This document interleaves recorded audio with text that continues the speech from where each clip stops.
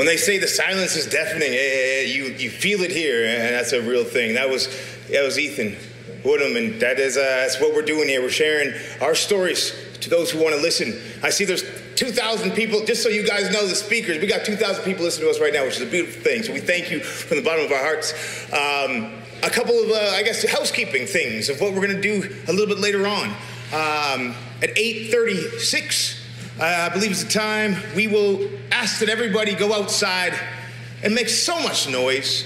I want you to take your posters that you have right now that you're making for the rally and put them in the windows, put them in your cars. Let people know what this would have looked like and the impact and how much it's spread throughout our city. We don't have to be quiet because we're not all here together. We actually need to be loud. We need to be loud so the people who didn't even know this existed know what it is. So they can ask, what are you being so loud about? You can tell them in an informed way that I'm making noise right now to get some attention for the people who haven't had it before. I'm making noise right now so that you can ask, hey, can you quiet down? Why does that make you uncomfortable? Have you been a person of color for your entire life? No, then sit down and we'll talk about why you need to learn some things. That's what I'm excited to do. I'm also excited to introduce our next speaker.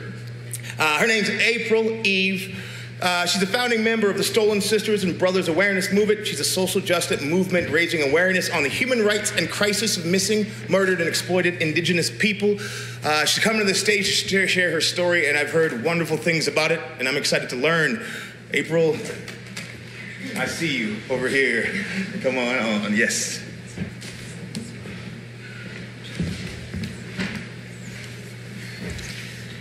Hello, everyone. I want to start off by saying, I too am very nervous right now. This drums up a lot of things that I guess I haven't dealt with. My own experience growing up, being targeted for racism. But I want to start by saying, prayers up and tobacco down to the murder of our brother, George Floyd, and to his family and community, and for all of those across the world that have been affected by racialized police brutality and systemic oppression. My name is April Eve. I'm a member of the Miksuk Cree First Nation, which is Treaty 8, northeastern Alberta.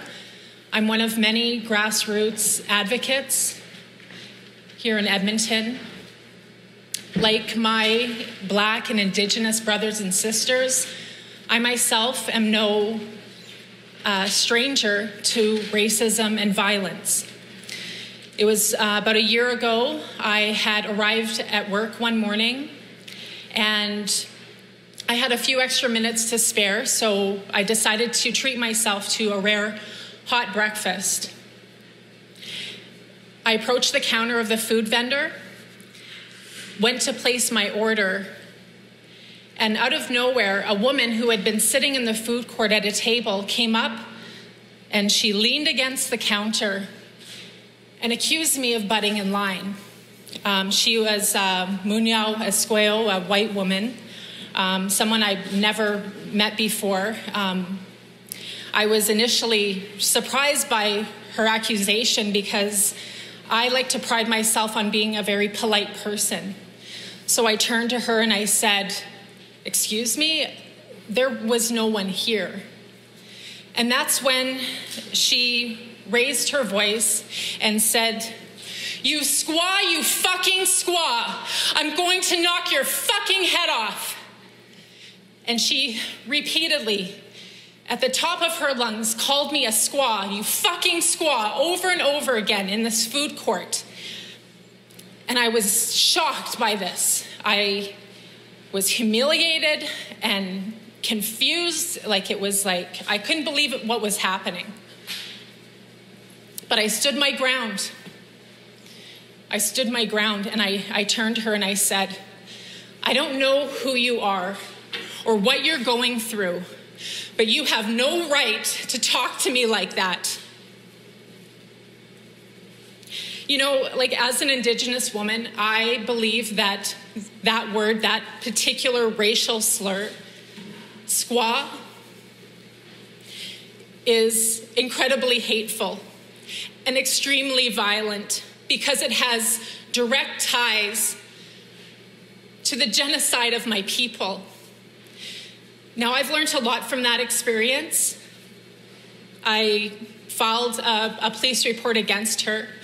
Like I mentioned earlier, I've learned that I'm still affected by the trauma of my childhood being targeted for racism. This was in southern Saskatchewan. But I've also learned about the criminal code and what they deem as a hate crime and the difference between a hate crime and a hate incident. Now, this experience with this woman, it was a hate crime. Why? Because it met the criteria. She was not known to me.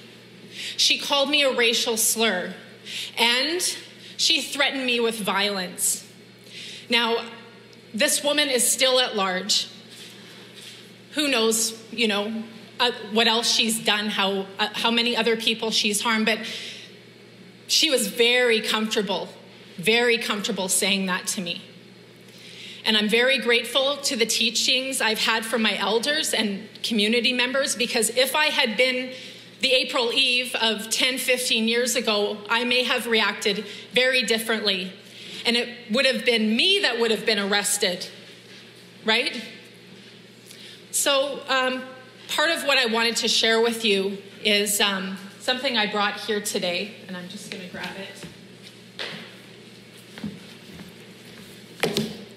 I want to know if anyone here or those watching today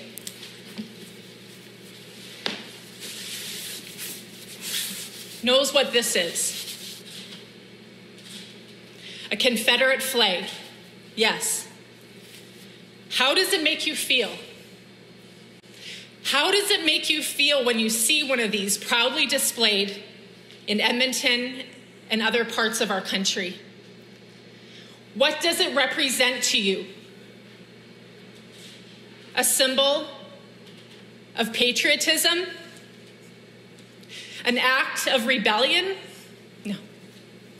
Or a symbol of hate? A symbol of hate with ties rooted in the history of slavery and genocide of our Black and Red Indigenous peoples. Now, I'm showing you this here today because I was literally just north of Edmonton a week ago, and I was in Morinville, and I had a relative I had to pick up. And as I was driving into the parking lot where we had agreed to meet, I noticed someone looking at me. It was a young man in a pickup truck in the drive-thru of the Tim Hortons. I didn't think anything of it. I went and parked my vehicle. And then next thing I noticed, the same guy in the truck comes and parks just a few feet from my vehicle. And I notice on the back of his truck 2 flagpoles, and this guy is proudly displaying Make America Great Again flag. He's proudly displaying the Confederate flag.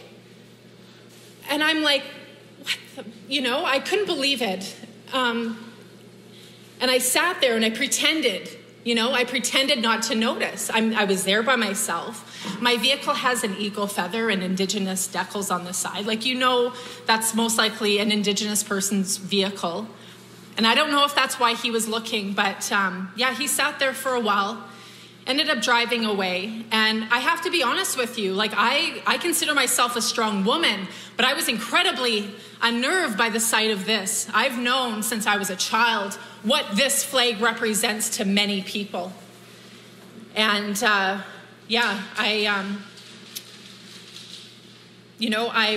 hope that there are elected leaders watching this today.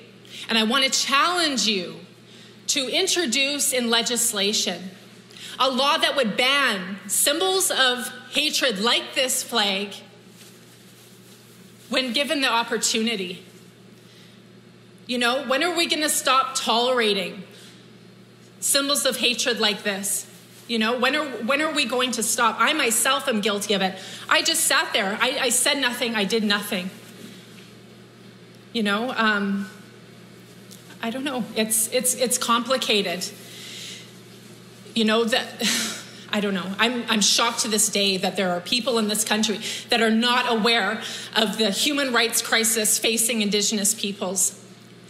And, I hope that people listening today, if you weren't aware of it before, you'll open your hearts, and join us in our fight for the same basic human rights as our fellow Canadians.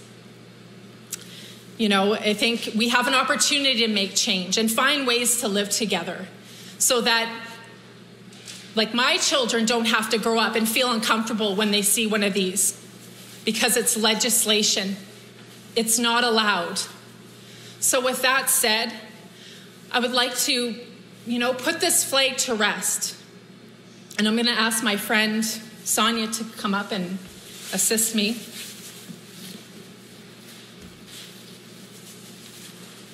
This is what I'm calling a flag funeral.